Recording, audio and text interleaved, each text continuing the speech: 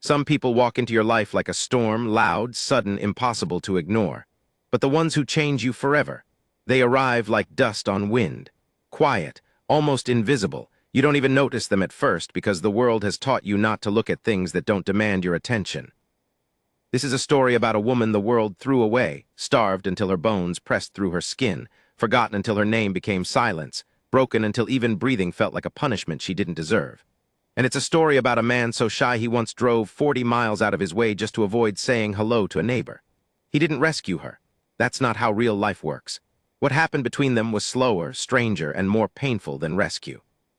What happened between them was the kind of thing I still can't write about in my ledger without my hands shaking. I know because I was there. I watched every unbearable, beautiful moment of it. And I'm going to tell you not because it has a happy ending, but because some truths are too heavy to carry alone. The first time I saw her, I thought she was dead. I need to be honest about that, because the rest of this story won't make sense if I start with anything softer. October of 1878, the kind of October where the sky looks like a bruise that won't heal, and I was riding the eastern fence line of Emmett Calloway's property because 3 posts had come down in a wind that had teeth. I keep a ledger, always have, since I was 14, and my father told me that a man who doesn't write things down is a man who lets the world rewrite his memory. So I had my leather book in my saddlebag, and I was already composing the entry in my head, October 14. 3 posts down. Wire salvageable. Need 20 board feet of cedar minimum when my horse stopped. Just stopped. Barnaby doesn't stop for much. He's a 12-year-old chestnut with the emotional range of a fence post and the temperament of a man who's been married too long to care about anything. But he planted his hooves in the dust and refused to move, and his ears went forward, and his nostrils flared, and I felt something shift in my chest before I even looked down. She was in the ditch. The drainage ditch that ran along the eastern border, the one that hadn't seen water since July. She was face down, and her hair, black, long, matted with dirt and something darker, was spread across the cracked earth like something spilled. She wore what had once been a dress. Cotton.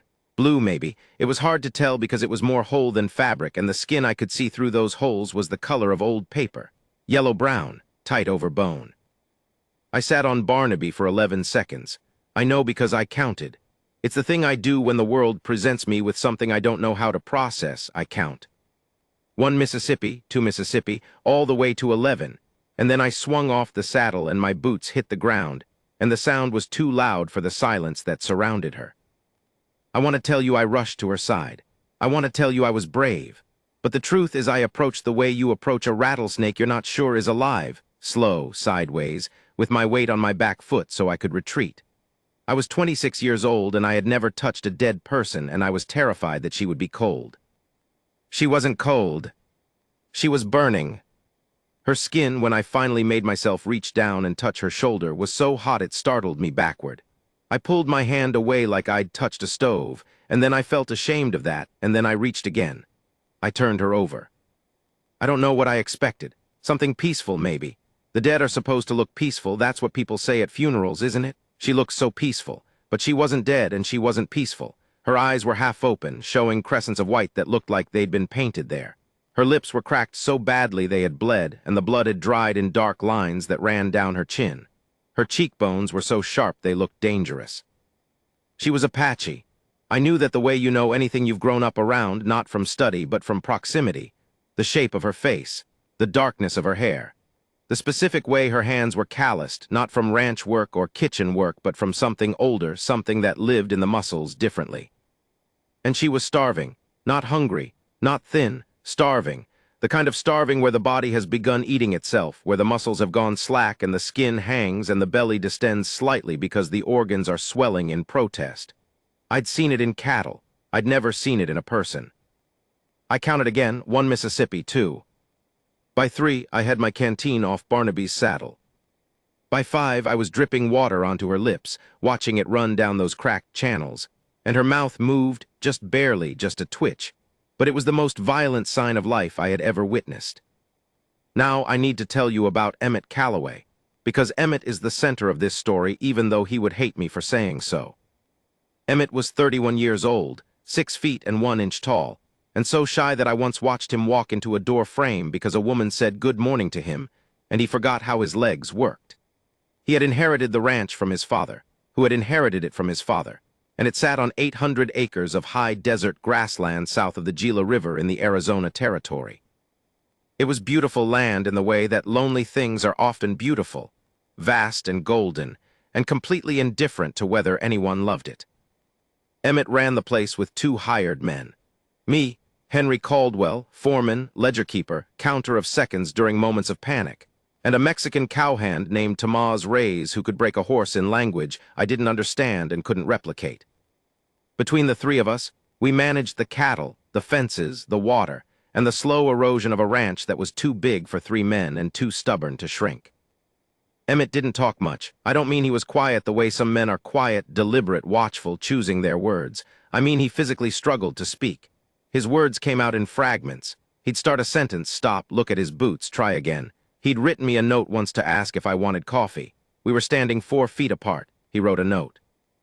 But here's the thing about Emmett that nobody in town understood, because nobody in town bothered to look. He was kind. Not performatively kind, not kind because people are watching kind. He was kind the way water is wet. It was the fundamental property of his existence, and he couldn't turn it off even when it cost him. He'd ride 2 hours to check on a calf he thought might be favoring its left leg.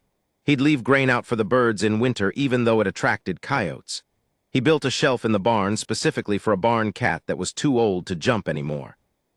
So when I rode back to the ranch house that October afternoon with a half-dead Apache woman draped across Barnaby's neck, and Emmett came out onto the porch and saw her, I watched his face go through something I still don't have the words for.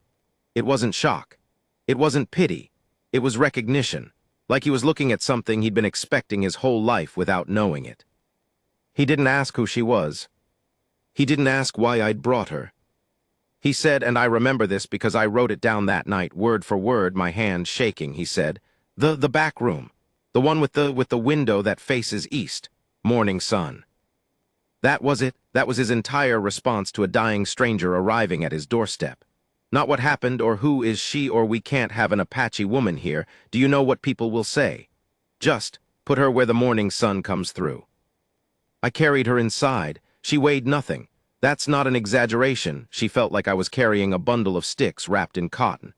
I could feel every rib against my forearms. Her head lolled against my chest, and her breath came in shallow little gasps that sounded like paper tearing. And Emmett walked ahead of me down the hallway with his shoulders hunched and his hands balled into fists, and he opened the door to the back room and pulled the quilt off the bed and stood aside. I laid her down. She made a sound, a small, involuntary sound, like a word that had been crushed into something unrecognizable. And Emmett flinched. His whole body flinched, like that sound had reached inside him and grabbed something essential. Water, he said, and broth, thin, not she can't handle, he stopped, looked at the floor, started again. Thin broth and a cloth for her head. I went to the kitchen. When I came back with a bowl of warmed broth and a damp cloth, Emmett was sitting on the floor next to the bed. Not on a chair, on the floor, cross-legged like a child. His hands were in his lap, and he was staring at her face with an expression I can only describe as careful, the way you look at something you're afraid of damaging just by looking at it too hard. She's been out there a long time, he said, not to me, to the room, to himself. A long time. I handed him the broth. He took it, and then with hands that were shaking so badly the liquid trembled in the bowl, he dipped his finger in it, just his finger, and touched it to her lips. Not pouring, not forcing, just offering, the smallest possible gesture of nourishment. Her mouth moved again. I stood in the doorway and counted, 1 Mississippi, 2. By the time I got to 15, Emmett had given her 3 more drops, each one with that same trembling patience, and I realized I was watching something I had no right to watch. Something private and enormous was happening between a man who couldn't speak and a woman who couldn't wake, and I was standing there with my ledger mentality trying to catalog it when it was bigger than any entry I could write. I left, I went out to the barn. I sat on a hay bale, I opened my ledger. October 14, 3 posts down, wire salvageable, found a woman, Apache, starving, alive, brought her to the ranch. Emmett is. I stared at that dash for a long time, then I closed the book. She didn't wake up for 3 days. During those 3 days, I learned things about Emmett Calloway that I hadn't learned in 4 years of working for him. He didn't sleep, not once. I know because I got up twice each night. My bladder has always had opinions about timing, and both times the light was on in the back room and I could hear him murmuring. Not words exactly. Sounds. Low, steady sounds, the kind you make to a frightened animal, the kind that say I'm here without saying anything at all. He changed the cloth on her forehead every hour. I know because I watched him carry water from the kitchen at intervals so regular I could have set a clock by them. He spooned broth into her mouth, tiny amounts, drops really, and wiped her chin when it ran, and he did it with a concentration so fierce it looked like prayer. Tamaz and I handled the ranch. We didn't talk about it much. Tamaz was not a man who discussed other people's business, which was one of the reasons I liked him. But on the second day, while we were restringing wire on the eastern fence, he said something in Spanish that I didn't catch, and when I asked him to repeat it, he switched to English and said, "That man has been waiting for a reason to be tender his whole life." I didn't know what to say to that, so I said nothing, which was probably the right choice. On the third day, she opened her eyes. I wasn't there for it. Emmett told me about it later in his broken, halting way, and I had to piece the story together from fragments the way you piece together a shattered plate. You can see the picture, but the cracks are always visible. She opened her eyes, she saw him, she screamed. Or tried to scream. What came out was more of a rasp, a torn sound that had no volume behind it. But the terror was real. She pressed herself against the wall, the bed was pushed against the wall, and her hands came up in front of her face, and she shook so violently the bed frame rattled against the floor. Emmett fell backward, literally fell. He'd been sitting on the floor again. I later realized he sat on the floor specifically so he wouldn't loom over her, and when she screamed, his body jerked and he went over sideways and cracked his elbow on the wooden floor. And instead of getting up, instead of reaching for her or speaking or doing anything a normal person might do, he just stayed down there, on the floor, below her eye line. And he said, I'm reconstructing this from what he told me, understanding that Emmett's version of events was about 60% silence and 40% fragmented words. He said, I won't. I'm not going to, I'm down here. I'm down here. She stared at him, he stared at the floor. Neither of them moved for a very long time. Then, and this is the part that catches in my throat every time I think about it, every time, she lowered her hands. Not all the way, just enough that her eyes were visible over her fingers, and she looked at him, really looked at him, at this man on the floor with his cracked elbow and his hunched shoulders and his refusal to stand up because standing up might frighten her. She said one word, "Water." Her voice sounded like something that had been buried and dug up, rough and ancient and full of earth. Emmett crawled on his hands and knees to the table where he'd kept a pitcher. He poured a cup. He slid it across the floor toward the bed, and then he retreated, back to his corner, below her eye line. She reached down and picked up the cup with both hands. Her hands shook so badly that water sloshed over the sides. She drank, slowly, painfully. Every swallow was visible in her throat, like watching a mechanical process that had nearly forgotten how to function. When the cup was empty, she held it against her chest, and she looked at him again. "More," she said. He poured another cup, slid it, retreated. She drank. This happened 4 times. Emmett told me about each one as if he were recounting a miracle, and maybe he was. 4 cups of water, each one a negotiation between a woman who had every reason to fear, and a man who had no idea how to be anything but afraid himself. After the 4th cup, she said something in a language Emmett didn't understand. Then she closed her eyes, and she slept. Emmett stayed on the floor until morning. I wrote in my ledger that night. I stared at that entry for a while. Then, underneath it, in smaller handwriting, I added, I don't know what's going to happen here, but I know it matters. I know it the way I know the fence posts need cedar and not pine, not because someone told me, but because I've been paying attention. I closed the ledger. I blew out the lamp. And outside, through the thin walls of the bunkhouse, I heard the wind moving across 800 acres of land that didn't care about any of us. And somewhere in the main house, a shy man was sitting on a floor next to a broken woman, and neither of them was alone for the first time in longer than I could calculate. I counted the seconds until sleep came. I lost track at 247. The 4th day is when things got complicated. Not between Emmett and the woman, that was already complicated in ways I couldn't chart, but between the ranch and the world. Because the world, it turns out, has opinions about everything, and those opinions have teeth. Carl Denton rode in around noon. Carl ran the general store in Mineral Creek, which was the closest thing to a town we had, and he made supply runs to the outlying ranches every 2 weeks. He was a decent man in the way that a fence is decent, functional, upright, but not built for flexibility. He brought flour, salt, coffee, ammunition, and gossip, roughly in that order of usefulness. I was in the yard when he pulled up. Tamaz was shoeing a horse in the barn. Emmett was inside. "Calloway around?" Carl asked, climbing down from his wagon. "Inside," I said. "I can settle up." "Sure," he started unloading. Then he stopped. He was looking at the house. At the back window, the one that faced east, the one with the morning sun. The curtain was pulled aside, and in the gap, just barely visible, was a face, dark hair. Dark eyes, a face that was more bone than anything else. Carl stared. "That an Indian?" he said. "I want to tell you I said something clever, something that shut the conversation down with wit and authority. But I'm not that kind of man. I'm a ledger keeper. I record. I observe. I count seconds during moments of panic." "She needed help," I said, which was true and insufficient and the only thing I had. Carl's face did something complicated. It went through surprise, calculation, concern, and something harder, something that lived in the territory between judgment and fear. "Emmett's got an Apache woman in his house. She was dying in a ditch, Carl." "I'm not saying he shouldn't have." He stopped, reconsidered. "People are going to talk, Henry. People always talk. This is different. You know it's different. After what happened at Camp Grant, after the raids last spring, people are scared, and scared people don't think straight, and if word gets around that Emmett Calloway is keeping an Apache woman.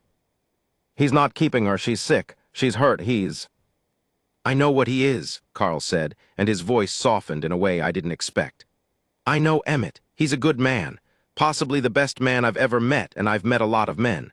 But good men get hurt when they do things the world isn't ready for, and the world isn't ready for this." I didn't have an answer. I stood there with a sack of flour in my arms and no words in my mouth, and the weight of something much heavier than grain pressing on my chest. Carl finished unloading. He took Emmett's money, I paid him from the lockbox, and he climbed back on his wagon. Before he left, he looked at me with an expression I can only describe as tired. "Tell him to be careful," he said. "That's all, just tell him to be careful." He drove away. The dust from his wheels hung in the air for a long time. I didn't tell Emmett to be careful, not because I didn't think he should hear it, but because I knew the way I knew cedar from pine, that it wouldn't matter. Emmett Calloway was not a man who could turn away from suffering because other people found it inconvenient. That night I heard him in the hallway, shuffling footsteps, the clink of a bowl, the soft sound of his voice, those low, steady sounds, the ones that said I'm here without saying anything at all. I opened my ledger. October 18. Carl Denton came, knows about her, says people will talk. They will, they always do. Emmett doesn't care, or he does care, but the caring isn't big enough to outweigh the other thing. The other thing, I don't have a word for it. It's not love. It's too early for love. It's something before love, something that makes love possible. Like clearing ground before you build. Like. I crossed that out. Too poetic, not my style. Fence posts still need replacing. I closed the book, blew out the lamp. In the dark, I counted. I made it to 312. I didn't learn this until the 9th day, and even then I learned it sideways. The way you learn most important things, not through direct inquiry, but through the accumulated weight of overheard fragments. She told Emmett, not me. She hadn't spoken to me yet, hadn't even looked at me directly, and I understood that without resentment. I was a stranger with a ledger and a habit of standing in doorways, and she had survived something that made strangers into threats. Emmett was different because Emmett had crawled on the floor, because Emmett had stayed below her eye line, because Emmett had offered water without asking for anything in return, not even her name. But she gave it to him anyway, a lope. He told me about it in the barn where we were stacking hay, and his face when he said her name was the face of a man holding something precious in both hands, careful, reverent, slightly terrified of dropping it. "Elope," he said. "It means," she said, "it means I can't remember. Something about—" He stopped, shook his head, picked up another bale. "Fox," Tamaz said from the other side of the barn where he was oiling a bridle. He didn't look up. "It means fox." Emmett and I both stared at him. Tamaz shrugged. "I listen." By the 9th day, she could sit up.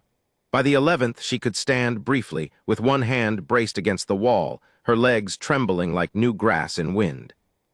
By the 14th day, she could walk to the window and back, and she did this repeatedly, compulsively, as if testing the boundaries of a cage she wasn't sure existed. I watched from a careful distance. I was aware, acutely aware, that my role in this situation was observer, not participant. Emmett was the center. Elope was the center.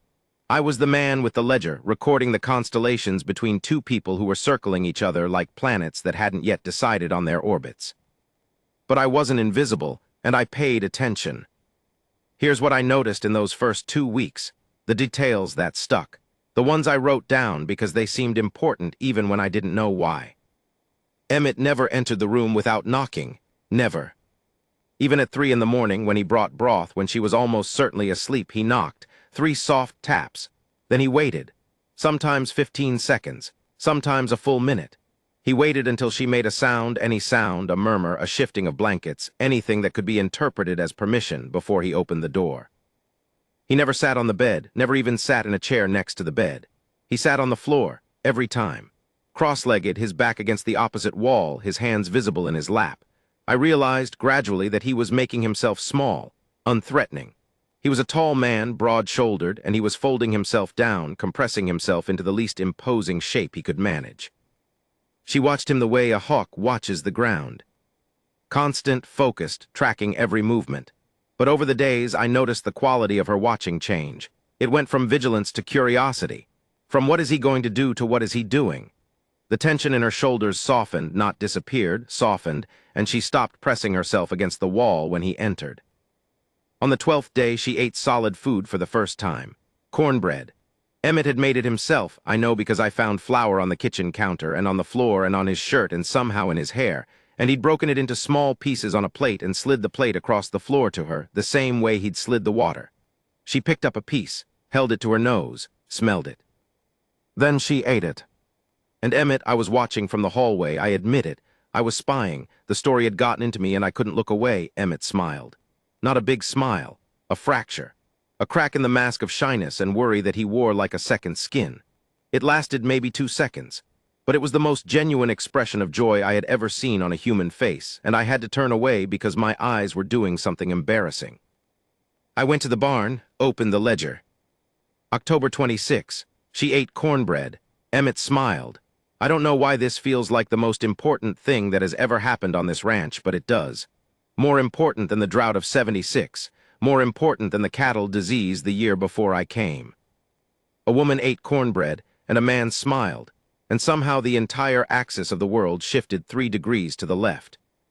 Below that, I am becoming ridiculous. Fence posts, focus on the fence posts. But I couldn't focus on the fence posts because things were happening. Small things, mostly.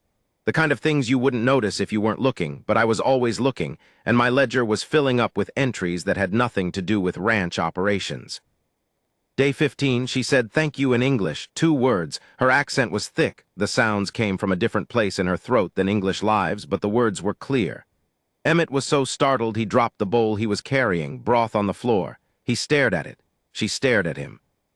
And then, and this is the part I still can't believe, she laughed. It wasn't a big laugh. It was barely a sound at all, more like a sharp exhale through the nose, a tiny convulsion of the chest. But it was laughter. In a room where there had been nothing but silence and suffering, a woman who had been dying 2 weeks ago laughed because a shy man dropped a bowl. Emmett looked at her, she looked at him, and something passed between them, not words, not understanding, just acknowledgement. This is absurd. We are absurd. The world is absurd, and we are in it. He cleaned up the broth. She watched. When he left the room, he was still blushing, and the flush on his neck was so vivid it looked like a sunburn. Day 17. She asked for her hair to be braided. She didn't ask Emmett. She asked me. I was walking past the open door. She'd started leaving it open, which was a development I'd noted with careful optimism, and she said, "You, man with the book." I stopped. She'd never addressed me before. I didn't know she'd noticed the ledger. "Yes, ma'am." "My hair." She lifted a handful of it. It was still tangled, though less than before I'd seen Emmett leave a comb on the table, and I'd heard the slow, patient sound of teeth through knots at odd hours. "I cannot do it, my hands." She held them up. Her fingers were swollen at the joints, the nails cracked and uneven. Damage from exposure, from starvation, from whatever had happened to her before the ditch. I stood in the doorway and felt my face go hot. "Ma'am, I don't know how to braid hair." She looked at me with an expression that combined amusement and exasperation in roughly equal proportions. "Then find someone who does." I found Tamaz. Tamaz, it turned out, could braid hair. He had 3 sisters back in Sonora, and he'd braided their hair every morning before school because their mother's hands were arthritic. He came into the room with the quiet confidence of a man who understood that this was not a large task and did not need to be made into one. He nodded to Elope. She nodded back. He sat behind her on the bed, which was a liberty Emmett hadn't taken in 17 days, and he braided her hair into 2 long plaits with the efficiency and tenderness of a man who remembered his sisters. When he finished, she reached back and touched the braids, ran her fingers along them, and her face did something that I recognized but couldn't name. It was the face of a person touching a piece of themselves that had been missing. "Good," she said. Tamaz nodded, left. I stood in the doorway, feeling like I'd witnessed a sacrament. That evening, Emmett saw the braids. He stopped in the hallway. His hand went to the door frame and held on. He stared for a moment, not at her face, at her hair, at the neat plaits resting on her shoulders. And then he looked at me, and his eyes were red, and he said nothing, and he went into the room and sat on the floor and didn't speak for an hour. Day 20, this is when she told him. Not everything, not the full story, but enough. Enough that when Emmett came out of the room at midnight, he walked past me in the hallway without seeing me, went out onto the porch, sat down in the dark and put his face in his hands and wept. I know because I followed him. Not closely. I gave him the distance a man needs when he's breaking apart. But I stood at the window and watched him, and the sounds he made were the sounds of a person who has just learned something about the world that they cannot unlearn. I went to the porch. I sat down next to him. I didn't say anything. After a while, 5 minutes, maybe 10, I wasn't counting for once, he told me. She'd been at the San Carlos reservation. I knew about San Carlos the way everyone in the territory knew about San Carlos, as a name, a place on a map, an idea that was easier to think about in the abstract than in the specific. The government had moved thousands of Apache there, consolidated them. Different bands, different languages, different histories, all shoved onto land that couldn't support them. The rations never came, or they came late, or they came short, or they came rotten. She told Emmett about waiting in lines that stretched for hours under a sun that felt personal in its cruelty, about counting kernels of corn, about watching children go silent, not quiet silent, the way a living thing goes silent when it's conserving every particle of energy for the single task of continuing to exist. She had a daughter. The daughter died. Emmett told me this with his face in his hands, and his voice was muffled and broken, and the words came out like things being pulled from deep water, heavy, dripping, distorted. She said the girl was 3 years old. She said her name was... He stopped, shook his head. "I can't say it. I'll say it wrong, and I can't say it wrong. It matters." I put my hand on his shoulder. He flinched, then he leaned into it. "She ran," he said. "After she couldn't stay, she walked out. Nobody stopped her. Nobody even noticed. She'd walked south, then east, then south again. She'd eaten what she could find, roots, insects, the inner bark of certain trees. She'd drunk from puddles, from seeps, from the dew on rocks in the pre-dawn hours. She'd walked until her body failed, and then she'd fallen into a ditch on the eastern border of a ranch owned by a man who couldn't speak to strangers, and she'd waited to die. She hadn't died." Emmett wept on the porch, and I sat beside him, and the stars overhead were cold and abundant and utterly indifferent. And I thought about a 3-year-old girl whose name I would never know dying on a reservation that the government had created with paperwork and called progress. I don't have a ledger entry for that night. Some things resist recording.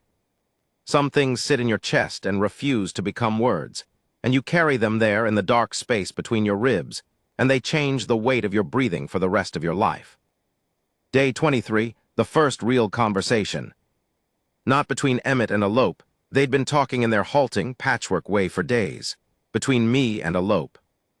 I was on the porch writing in my ledger October 30, wind from the north, temperature dropping, need to move the herd to the southern pasture before the first freeze. Tamaz says 2 weeks. I say sooner when the front door opened and she came out. She stood in the doorway, blinking in the light. She was still thin, dangerously thin, her collarbones like architecture under her skin. But she was upright, and her eyes were clear, and the braids Tamaz had done 6 days ago were still neat, which told me she'd been maintaining them herself, which told me her hands were healing. She sat down on the porch step, not next to me, 3 feet away, a deliberate distance, close enough to talk, far enough to run. "You write everything," she said. "Yes, ma'am." "Why?" I closed the ledger, thought about it. Really thought about it because she deserved a real answer, not the glib one I usually gave, because my father told me to, which was true but incomplete. "Because I forget things," I said. "Important things. My mind keeps the shape of events but drops the details, and the details are where the truth lives. So I write them down." She considered this. My grandmother remembered everything, every hunt, every season, every name of every child born in the band for 60 years. She did not write. "Your grandmother sounds remarkable." "She was," a pause. "She is dead." I didn't say I was sorry. People say I'm sorry too easily, and it had started to sound like a reflex rather than a sentiment. Instead, I said, "What was her name?" Antelope looked at me, really looked at me for the first time, and I saw in her eyes something that wasn't trust, not yet, but was adjacent to it. Something that said, "You asked the right question." She told me her grandmother's name. I wrote it in my ledger. She watched me write it, and when I finished, she nodded. "Good," she said. "Now someone else remembers." We sat on the porch for another 20 minutes. She didn't speak again. Neither did I, but the silence between us had changed texture. It was no longer the silence of strangers, but the silence of people who have exchanged something small and essential. Day 25, the trouble came. 3 men rode in from Mineral Creek just after dawn. I knew 2 of them, Bill Haskins, who ran cattle on the spread north of us, and Pete Garza, who did odd jobs around town and had a voice that carried like a church bell. The third I didn't recognize. Young, hard-faced, riding a horse that was too good for him. They stopped in the yard. Bill tipped his hat. Pete didn't. "Calloway home?" Bill asked. "Inside," I said. I was at the horse trough, filling it. My hands were wet and cold. "Something I can help with." "We need to talk to Emmett," Pete said. His voice was flat. The flat voice of a man delivering a message he's rehearsed. Emmett came out. He must have heard the horses. He stood on the porch with his arms at his sides, and I could see the tension in his jaw, the way his hands curled slightly inward. He knew why they were here. We all knew why they were here. "Emmett," Bill said. He had the decency to look uncomfortable. We heard you've got a situation." "A situation," Emmett repeated. His voice was quiet. "An Apache woman," Pete said, "living in your house." The word living hung in the air like a fly in amber.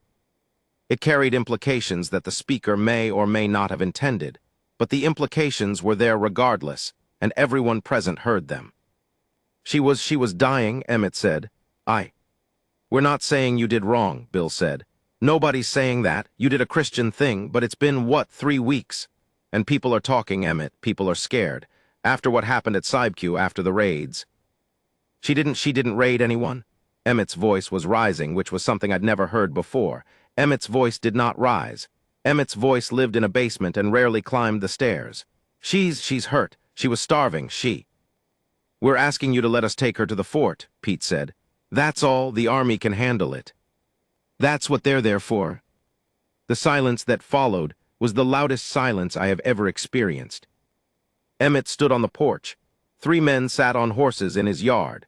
The morning sun was behind Emmett, which meant his face was in shadow, which meant I couldn't see his expression, but I could see his hands, and his hands were shaking. "No," he said. One word, quiet, absolute. Bill shifted in his saddle. "Emmett." "No," louder now, a word that had found its legs. She's not going to the fort. She's not a problem to be handled. She's a person. She's a person, and she's hurt, and she's staying here, and you can tell people whatever you want. Tell them I'm crazy. Tell them I don't care. She's staying." The young man, the one I didn't know, spat on the ground. "You're making a mistake, Calloway." Emmett looked at him, and something happened in that look, something I felt more than saw. The shyness was still there. It was always there. It was structural. It was the foundation of who Emmett was, but underneath it, or alongside it, was something harder.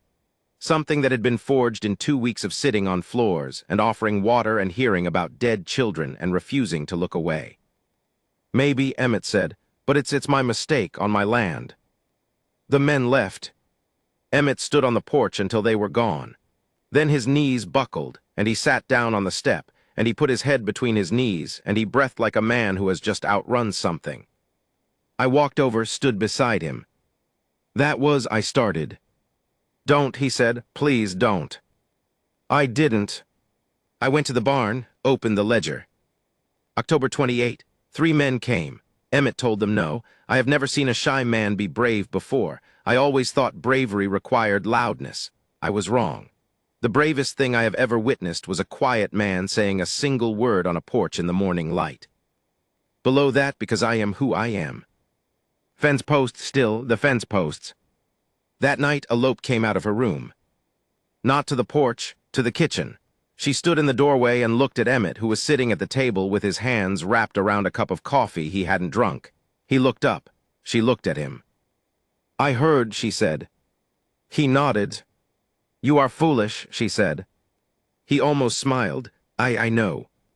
She walked to the table, slowly because her body was still rebuilding itself from the inside out. She pulled out a chair. She sat down across from him. This was the first time they had been in the same room at the same level, not him on the floor, not her in bed. Eye to eye, 2 damaged people at a kitchen table in the middle of a territory that wanted them separated. She reached across the table. She took the cup of cold coffee from his hands. She drank it. You need to eat, she said. I'm fine. You are not fine. You have not eaten today. I watch. I count like your friend with the book. Emmett stared at her. She stared back. I will cook, she said. You don't have to. I know I do not have to. I want to. There is a difference. She stood up. She went to the stove. Her movements were slow, deliberate, the movements of a body remembering how to do things it used to do without thinking. She found flour, salt, lard. Her hands, the hands with the swollen joints and the cracked nails, moved with a knowledge that lived deeper than damage, and she made tortillas while Emmett sat at the table and watched her with an expression on his face that I knew would haunt me for the rest of my life. I was in the hallway, watching again, unable to stop. She put a plate of tortillas in front of him.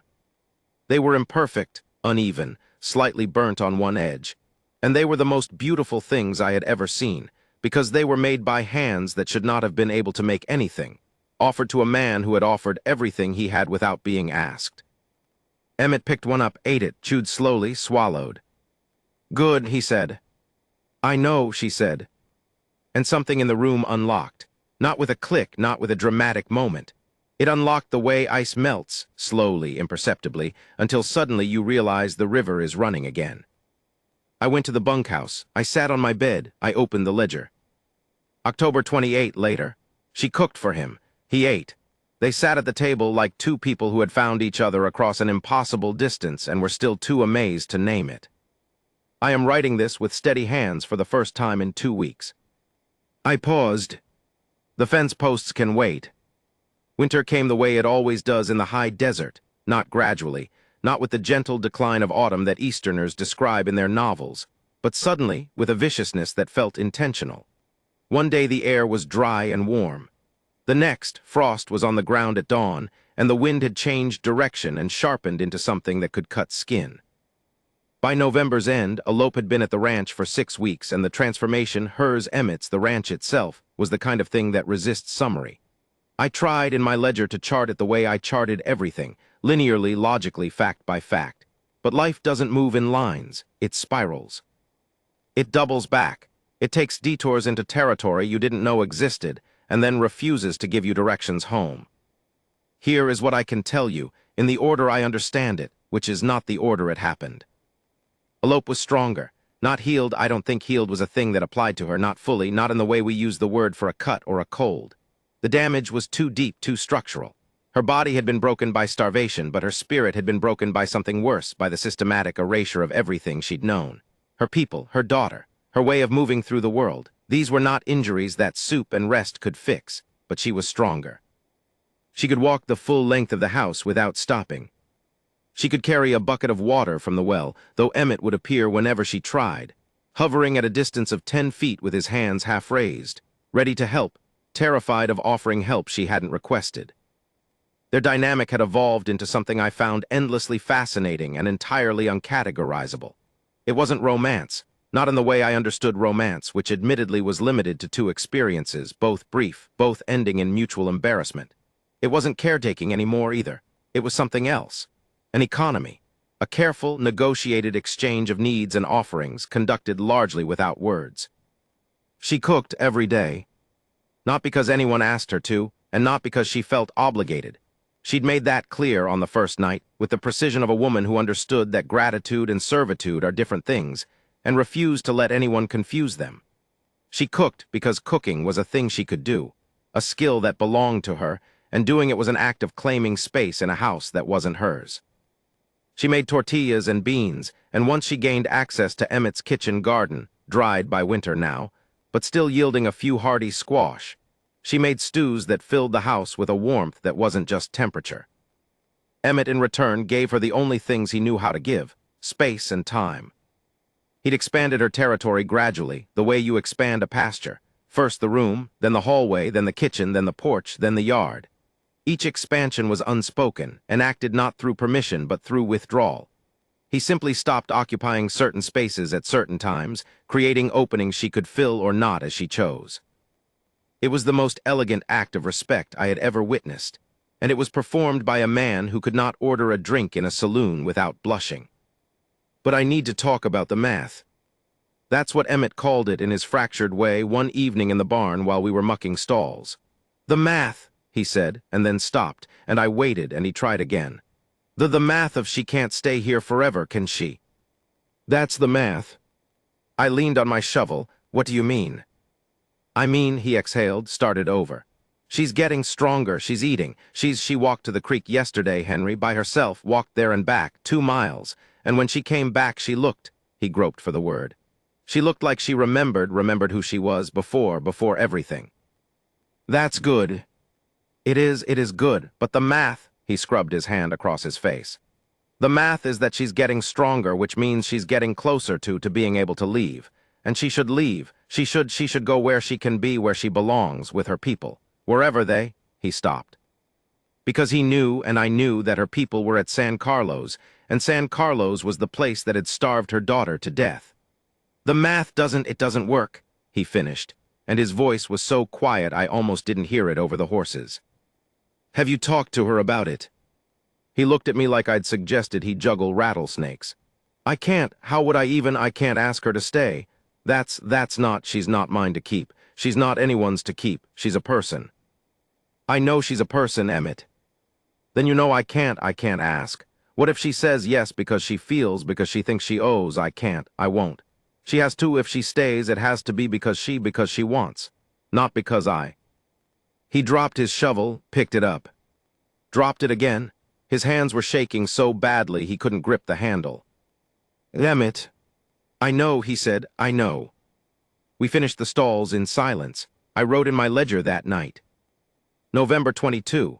Emmett is in love and doesn't know how to hold it, like a man trying to carry water in his hands. The tighter he grips, the more he loses. He wants her to stay. He wants her to be free. He doesn't understand that these might not be contradictions. December brought cold, and cold brought trouble. Not the human kind this time, the land kind. 2 of the water troughs froze solid overnight, and a section of fence on the northern boundary came down under the weight of ice, and 17 head of cattle wandered through the gap and into the hills, and Tomás and I spent 3 days tracking them through scrub brush and arroyos, while Emmett stayed at the ranch because someone had to keep the remaining herd fed and watered. When we came back, exhausted, frostbitten, with 15 of the 17 cattle and a grudge against the other 2, the ranch was different. I noticed it immediately, the way you notice a painting that's been straightened on a wall. Everything was the same, but the alignment had shifted. The kitchen was cleaner. The front porch had been swept. There was a wreath, made of dried sage and juniper berries, and something I didn't recognize, hanging on the front door. And Emmett was sitting on the porch with Elope. Not 3 feet apart, not with careful distance between them. Side by side. Their shoulders weren't touching, but they were close enough that touching was possible, and the space between them had the charged quality of air before lightning, full of potential. electric with the things that hadn't happened yet. They were talking, quietly. I couldn't hear the words, but I could hear the rhythm, Emmett's halting fragments, Alope's low, steady responses, and the rhythm was easy, practiced. The rhythm of two people who had been talking for weeks and had built something between them that worked, even if it didn't work the way other people's conversations worked. Alope saw us first. She stood. "You found the cattle." "Most of them," I said. "I made stew." "God bless you, ma'am." She almost smiled. Not quite. Alope didn't quite smile. She had a way of letting the possibility of a smile exist on her face without committing to it, a kind of emotional half-step that said, "I see the humor, but I am not yet ready to surrender to it." But the possibility was there, and I counted it as a victory. Emmett hadn't moved from the porch. He was looking at Alope's back as she went inside, and on his face was the expression of a man watching a sunset that he knows won't last, but can't stop watching anyway. "Emmett, you all right?" He looked at me, and his eyes were full of something, not tears, not quite, but the pressure that precedes tears, the hydraulic buildup of emotion that has nowhere to go. I don't know how to do this, Henry." "Do what?" "Any of it, all of it. She planted something. In the kitchen garden, while you were gone. She dug in the frozen ground with her hands, Henry. I tried to. I brought her a spade, and she looked at me like I'd insulted her, and she said the earth is supposed to know your hands. And she planted something. I don't even know what it is. She won't tell me. She said I'll see in spring." He said this like a man confessing a miracle. Like a man who had been living in winter so long he'd forgotten that spring was a thing that existed, and now someone had knelt in the frozen dirt and put something in the ground and promised him a future. "I'm scared," he said. And that was the most words Emmett Calloway had ever said to me in one sitting, and every single one of them was true. The second visit from town was worse than the first. It came on December 14th. Not 3 men this time. 7. Led by a man I knew by reputation but had never met, Jack Farley, who owned the biggest spread in the valley and had opinions about everything and the money to make those opinions matter. They rode in at noon.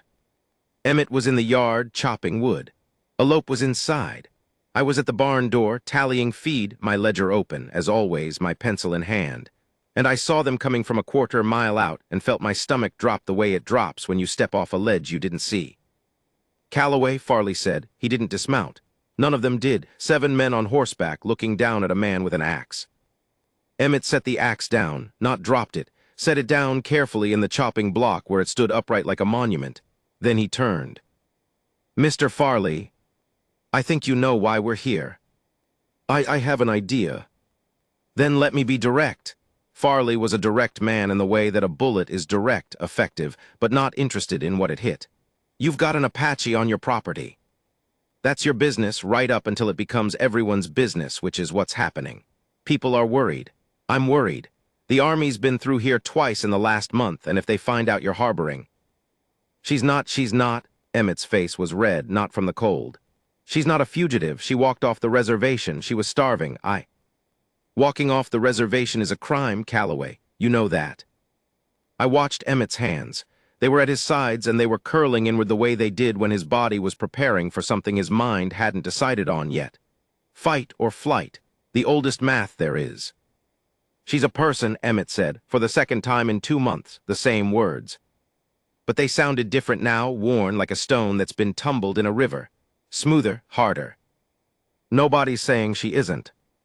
"Then stop talking about her like she's livestock that got through a fence." Silence. Farley looked at his men. His men looked at Farley. I stood at the barn door with my ledger and my pencil and my racing heart, and I counted. 1 Mississippi. 2. "I'll give you until Christmas," Farley said. "After that, I go to the fort, and whatever happens after that is on you." They left. Emmett stood in the yard for a long time. Then he picked up the axe and went back to chopping wood, and every strike was harder than the last, and the sound of the blade hitting wood was like a heartbeat, steady, furious, alive. I found Alope in the kitchen. She was sitting at the table with her hands flat on the surface, pressing down, as if she were trying to hold the table to the floor, or herself to the table. "I will go," she said. "Don't say that." "You heard them." "I heard them. Emmett doesn't care what they... I care, her voice was sharp, a blade. I care what happens to him, I care what happens to this place. If I stay, they will burn this. They will take his cattle, they will. She stopped, her jaw tightened. I have lost everything already. I will not be the reason he loses everything too. I sat down across from her. I put my ledger on the table. I looked at her, at this woman who had survived starvation and grief and a walk across the desert that should have killed her. And I said the only true thing I could think of. He doesn't want you to go. I know. Do you want to go? She looked at me, and in her eyes I saw the war, the real war, not the one with soldiers and horses and forts, but the war inside a person who wants two things that can't both be true. She wanted to stay. She wanted him safe. And the math, Emmett's math, the math of staying, didn't add up. What I want, she said very quietly, has not mattered for a very long time. It matters to him. She closed her eyes, her hands pressed harder against the table. Tell me about the thing you planted, I said. Because I didn't know what else to say, and because I'd learned from Emmett that sometimes the most important thing you can do in a conversation is change the subject to something that grows. She opened her eyes, and for the first time, the very first time, I saw something in them that I can only describe as warmth. Not the warmth of fire which consumes, the warmth of sun on skin, the warmth that says, I am still here, I am still capable of this. Sunflowers, she said. My daughter loved sunflowers. She would chase them, chase the sun across the sky because she thought it was the same as the flowers. She would say, her voice cracked, not broke, cracked, a fracture, not a collapse. She would say the sun was just a flower that grew too high. I picked up my pencil. I wrote it in my ledger, word for word. Her daughter's words in a dead girl's voice, preserved in a cowboy's handwriting in a leather book on a kitchen table in the middle of nowhere. Elope watched me write, and when I finished, she nodded. The same nod she'd given me weeks ago when I'd written her grandmother's name. Good, she said. Now someone else remembers. Christmas came. Farley's deadline came. Here's what happened. And here's where the story gets complicated, because what happened wasn't dramatic. It wasn't a showdown. It wasn't riders in the night or a desperate escape or any of the things that stories are supposed to have at their climax. What happened was small and quiet, and it happened at a kitchen table, and it changed everything. On December 23rd, Emmett sat down at the table with Elope and said the longest unbroken sentence I had ever heard him say. I know because I was at the stove, making coffee, and I heard every word, and I wrote them down later with the care of a man transcribing scripture. I know you're thinking about leaving, and I know why, and I need you to know that I am not asking you to stay because staying might hurt you, and I would rather lose everything I have than be the reason you're not free. But I also need you to know that if you want to stay, then this is your home. Not because I'm giving it to you, but because you've made it yours. And the sunflowers in the garden are proof of that, and I am.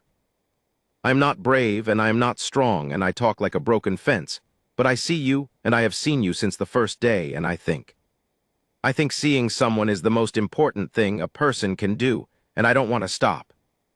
He said this looking at the table, at his hands, at the grain of the wood. He said it the way a man says a prayer, eyes closed to the world, open to something larger. Elope was silent for a long time. Then she said, You crawled across the floor for me. I what? The first day, when I woke, you were on the floor, you crawled to the water instead of standing, because standing might have frightened me. Yes. No one has ever made themselves small for me before. Everyone who has ever had power over me has used it to stand taller. She paused. You used yours to sit lower. Emmett looked up from the table. She looked at him. And the space between them, that charged electric space, full of everything they hadn't said and everything they had, collapsed. She reached across the table and took his hand. His hand shook, hers didn't. I will stay, she said. Not because you asked, because I planted sunflowers and I want to see them grow. Farley came on December 26th, with 12 men, without the army, which is the only reason I'm alive to write this. I'll spare you the details that don't matter and give you the ones that do. Tamaz met them at the gate with a rifle he had no intention of using and a calmness that I envied and could not replicate. Emmett stood on the porch. I stood beside him because standing beside him was the only thing I could contribute, and my ledger was in my pocket and my hands were empty and I was counting. 1 Mississippi. 2. Farley made his threats. Emmett made his quiet refusals. The men shifted in their saddles. The horses stamped. And then Elope walked out. She walked past Emmett, past me, down the porch steps, into the yard. She walked until she was standing 10 feet from Farley's horse, and she looked up at him, and the sun was behind her, and her shadow stretched across the frozen ground like something that refused to be contained. She said nothing, but she stood there, in the cold, in the open, in front of 12 men who saw her as a problem to be solved. And she stood there the way a mountain stands, not defiantly, not dramatically, but with the simple, unbearable authority of something that has survived. Farley looked at her for a long time. The men looked at Farley. Then Bill Haskins, Bill from the first visit, decent as a fence, Bill dismounted. He walked up to Farley's horse. He said something I couldn't hear. Farley's jaw tightened. Bill said something else. One of the other men dismounted, then another. They didn't leave immediately. There was more talking, low, heated, the kind of negotiation that happens when people realize the story they've been telling themselves doesn't match the one in front of them. But eventually, in the way that things eventually happen when the weight of reality becomes too heavy for ideology to support, they left. Not all of them were happy about it. The young, hard-faced man spat again. Farley made a parting comment I didn't catch and didn't want to, but they left. Elope stood in the yard until they were gone, until the dust settled, until the sound of hooves faded into the distance. Then she turned around and walked back to the house. She passed me on the steps. She looked at my pocket where the ledger was. "Write it down," she said. I did. December 26. 12 men came, 12 men left. She stood in the yard and the world rearranged itself around her. I do not understand courage. I thought I did. I thought courage was a loud thing, a thing done with weapons and speed and the certainty of right. But courage, it turns out, is sometimes a woman standing in frozen dirt in a borrowed dress, reminding 12 men on horseback that she exists, and that existing is not negotiable. Below that, Emmett cried. He sat on the kitchen floor, always the floor, and he put his head on his knees and he cried, and Elope sat beside him and put her hand on the back of his neck and held it there. She didn't tell him it was all right. She didn't say anything comforting. She just held on. Below that, I have been keeping this ledger for 12 years. 843 entries about fence posts and cattle counts and weather and feed prices and the small, forgettable machinery of ranch life. This is the first entry that matters. Spring came. It came the way everything on that ranch happened, slowly, painfully, with setbacks and freezes and 3 more fence posts going down and a calf that was born wrong and had to be, well, I won't write about that. Some entries in the ledger are blotted with things I'd rather not revisit. But spring came, and on a morning in late March, when the air had finally remembered what warmth tasted like and the sky was so blue it looked artificial, I walked out of the bunkhouse and stopped. Sunflowers, 4 of them, small, stubborn, improbable, growing in the kitchen garden from frozen ground that should not have supported them, in soil that Elope had dug with her bare hands in December, pushing up through the dirt with the blind, unreasonable determination of things that intend to live regardless of the circumstances. Elope was kneeling beside them. Her hands were in the earth. Her braids, she wore them always now, and Tamaz rebraided them every Sunday with a formality that suggested he understood the ritual even if he didn't share the origin, fell forward over her shoulders. She was thin still, would always be thin, but the thinness was different now. It was the thinness of wire, not of starvation, tensile, strong. Emmett was standing behind her, not next to her, not hovering, not helping, just standing, present. His hands were in his pockets and his shoulders were hunched against a breeze that didn't exist, because old habits are structural, and shyness doesn't go away just because love arrives. But he was smiling. That fracture smile, the one I'd first seen when she ate cornbread, except now it was wider. It was a crack that threatened to become an opening. Elope looked up. She saw me. She pointed at the sunflowers. "You see," she said. "I see. Write it down." I pulled out the ledger. I opened it to a fresh page, and I realized, standing there in the morning light with a pencil in my hand, that this was the first entry I couldn't write as an observer, because I was in it now. We were all in it, To Maz, who braided her hair. Emmett, who sat on floors, me, who wrote things down. Elope, who planted sunflowers in frozen ground and stood in front of 12 men and refused to be a thing that could be erased. I wrote, March 27, 1879, 4 sunflowers. She says they will grow taller than the fence. I believe her. I paused, looked at the garden, looked at Emmett, who was looking at Elope, looked at Elope, who was looking at the flowers, looked at the sky, which was looking at all of us with the indifferent tenderness of a thing that has seen everything and remembers nothing. The fence posts, for the record, have all been replaced. Cedar, as I recommended, it only took. I stopped writing, closed the ledger, put the pencil behind my ear. Some things don't need to be recorded. Some things live well enough in the space between people, in the dirt where unexpected things grow, in the steady sound of a shy man's footsteps crossing a kitchen floor to sit beside a woman who taught him that the bravest thing you can do is